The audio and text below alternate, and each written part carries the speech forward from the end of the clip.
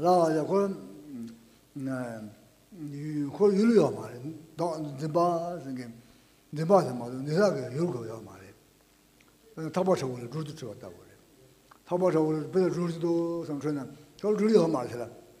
대한신도 대한 타바셔를 루트도 저바당 주소라 매래 삼장랑 나다 주소라 심제지에 삼장랑 제바다 그러다고 봐.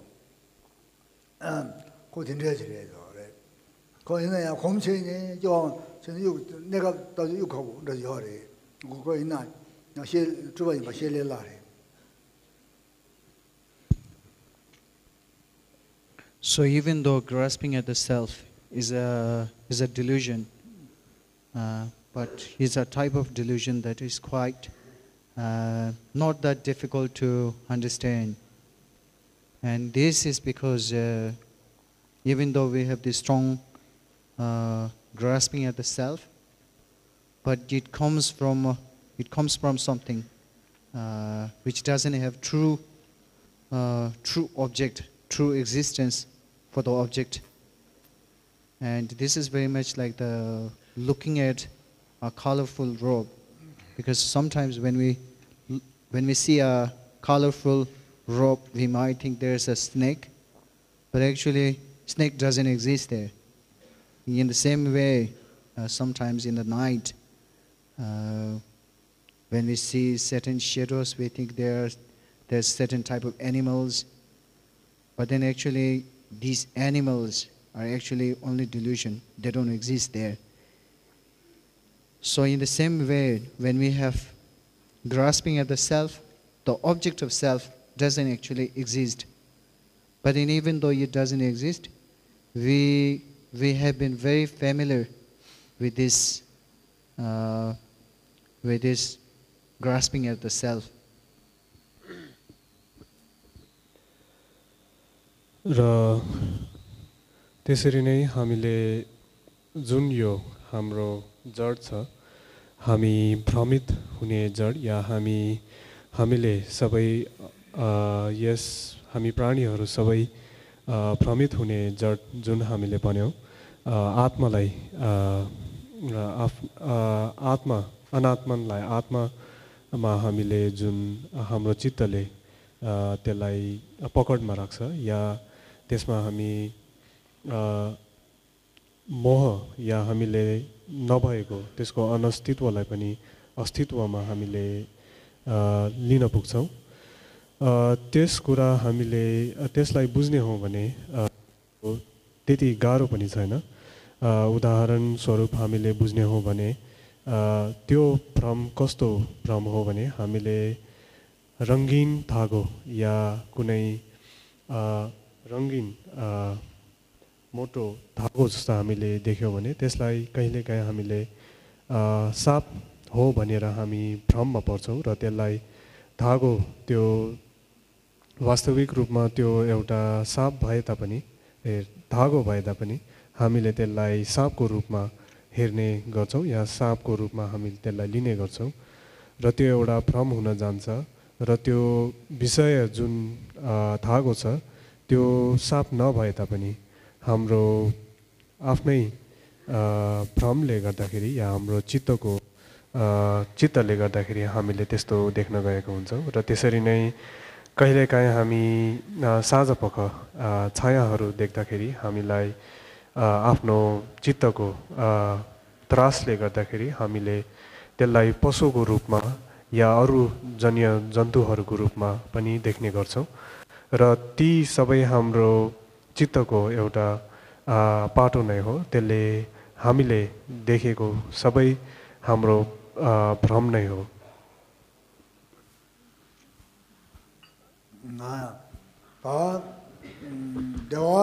देवारे समझने से बात 동가랑 렌도 삼년 이제 봐라 소발라 자도 그 소발도 그 이제 봐도 유니가 예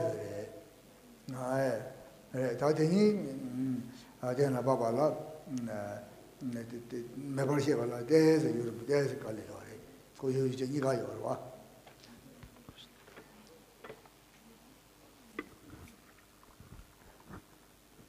and all this Mm. But then, if you think about our grasping at the existence of happiness and suffering, thinking that this experience is a pleasant experience, and then this experience is suffering. When we have this type of experiences or this type of notion, because we can feel it, and there is some level, the object of these pleasant experiences and unpleasant experiences exist on some level. So that's why it's quite difficult for us to believe that they don't have the true existence. र त्यसरी नै सुख दुःखको जति पनि अनुभवहरू हुन्छ, हामीले त्यसको अस्तित्वलाई पनि हामीले अस्तित्वहीन या अस्तित्व नभए तापनि हामीले त्यसलाई अस्तित्व छ भनेर हामीले चित्तले त्यसरी पकडमा या त्यसरी बुझ्न जान्छौँ। र त्यो किन हुन्छ, त्यसको कारण के हो भनेर हामीले बुझ्दाखेरि जब हामीले सुख र दुःखको अनुभव गर्छौँ, हामीलाई कुनै एक हदसम्म हामीलाई सुख भन्दाखेरि एउटा आफूलाई शारीरिकै होस् या मानसिकै होस्, त्यस्तो रूपमा हामीलाई त्यसको आनन्द महसुस हुन्छ। र त्यसरी नै दुःख हामीले जब अनुभव गर्छौँ, त्यतिखेर पनि हामीलाई शारीरिक या मानसिक रूपमा हामीलाई त्यस्तो कुनै हदसम्म हामीलाई त्यसको अनुभव हुने गर्नाले हामीलाई त्यसको अनस्तित्वलाई बुझ्न भने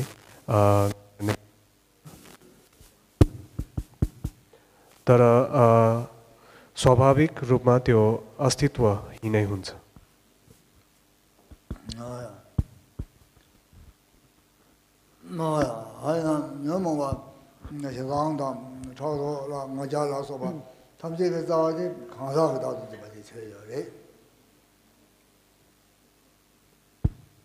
But the root of all these negative emotions, such as anger, arrogance, and jealousy, is actually grasping at the self. र जति पनि यी क्लेशहरू छन्, हाम्रा द्वेषहरू, जति पनि ईर्ष्याहरू छन्, यी क्लेशहरू सबैका जड या हेतु भने हामीले आफू अनात्मनलाई आत्मन या आत्मालाई हामीले विचार गर्नु या त्यसमा पकड राख्नुलाई नै त्यसको हेतु हो भनेर हामीले बुझ्नुपर्ने हुन्छ।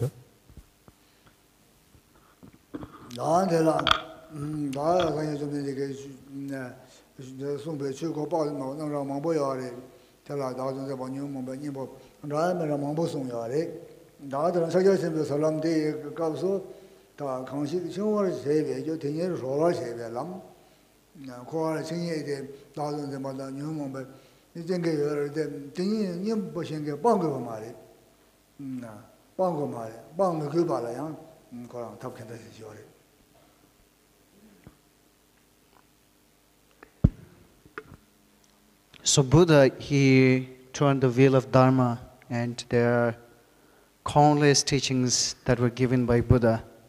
And in these teachings of Buddha, he taught us countless antidotes or means to overcome these negative emotions.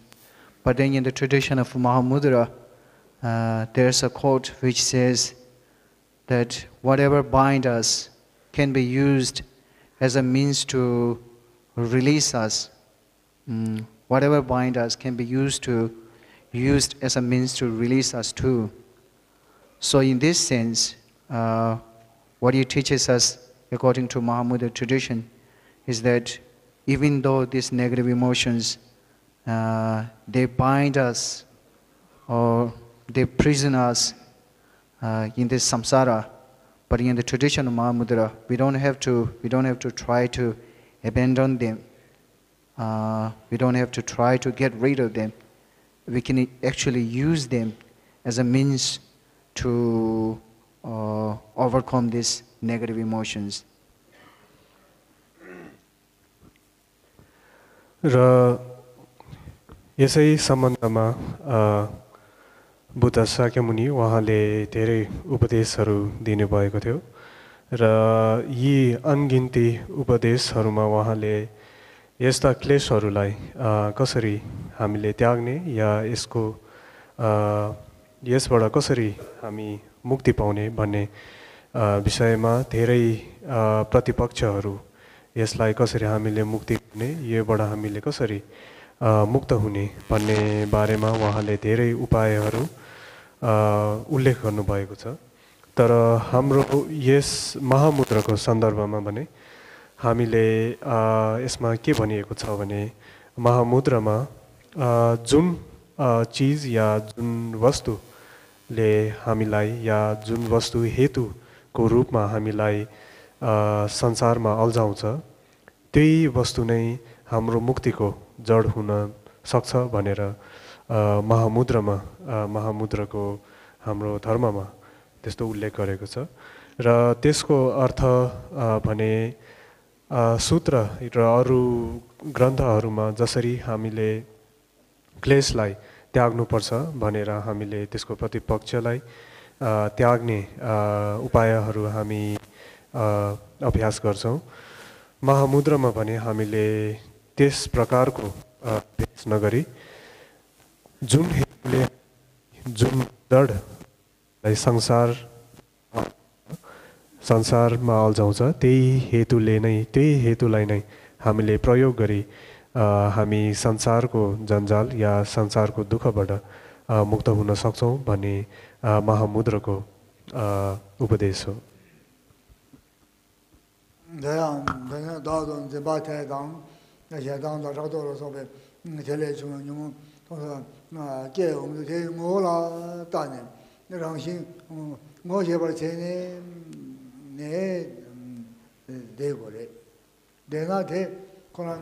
고아를 생제의 경우 모두 조세의 교라 남는 교로 그럼 남는 교는 공공고시 해고 봐 유로로 가서 내 교로 가서 되래 고아배 여자와 말이 매 나토면 시원 가서 말이 공공고는 존이 좋아 돼 영화요리 가지 고아를 생제 버전이 조세배 남서 이라 송셔 나기.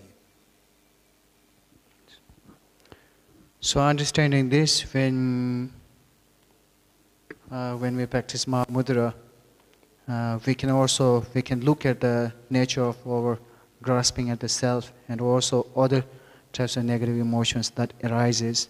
For example, ego and jealousy and anger and so on. So when this negative emotion arise, we can just look at them.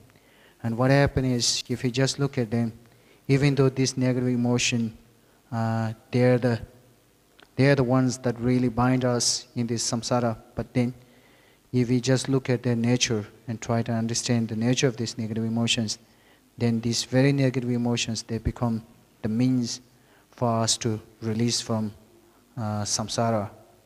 So when we understand the true nature of these negative emotions, it's not like these negative emotions are completely gone and nothing is there anymore. But because we have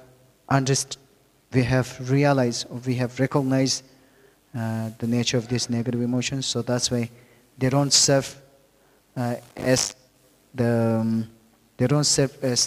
something that bind us in this samsara anymore.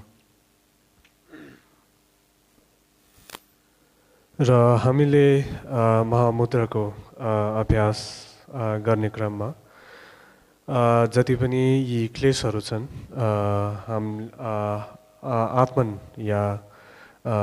आत्मनलाई हामीले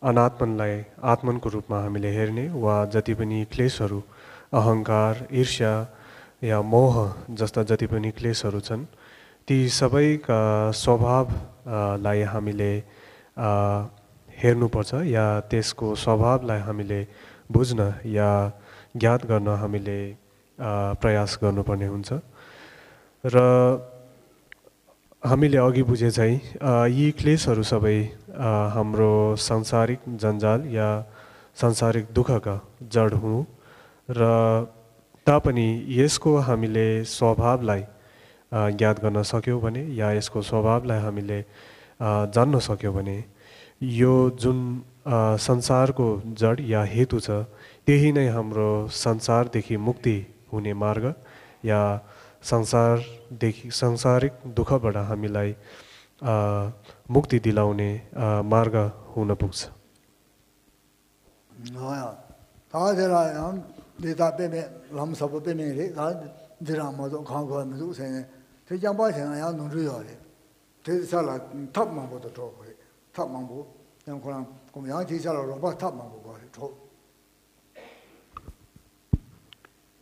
Even though this type of instruction is very profound, but still we should not think that this alone is enough. I can just practice this and I don't need any other practices. We should not think like this, because if you take in this way, and then there's the danger. There's the danger of falling into the extreme of wisdom. So therefore, it's very important with understanding how skillful and profound this path is. At the same time, it's also very important to practice other instructions which can serve as a very important support for this practice.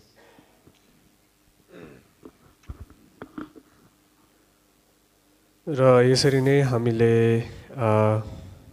महामुद्रको यस्तो निर्देशन गम्भीर उपदेश या निर्देशन हामीले पायौं र यो नै यति नै हामीलाई पर्याप्त हुन्छ हामीले हाम्रो अभ्यासको लागि या महामुद्रको अभ्यासको लागि या हामीले ज्ञान प्राप्ति गर्नको निमित्त हामीलाई यही नै पर्याप्त हुन्छ भनेर हामीले अरु कुनै उपदेश नलिने या अरु कुनै अभ्यास नगर्ने भने हामीले गर्न हुँदैन। किनभने हामीले यस्ता उपदेश लिए तापनि अरु उपदेशहरू या अरु निर्देशनहरू अरु अभ्यासहरू अति नै महत्त्वपूर्ण हुन्छ।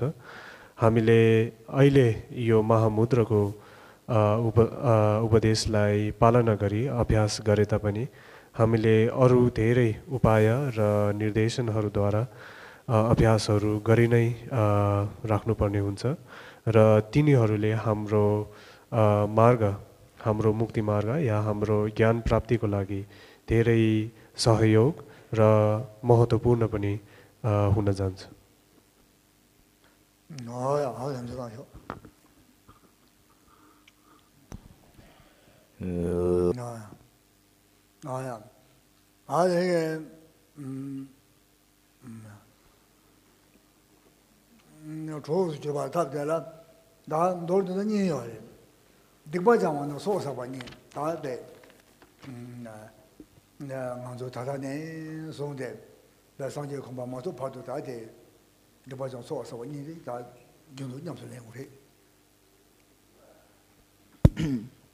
So when we talk about the support for the Mahamudra practice, there are two main supports, and one is the purifying our negativities, and other one is accumulating more merits. And these two, purifying our negativities and accumulating merits, are something that we have to do until we attain enlightenment.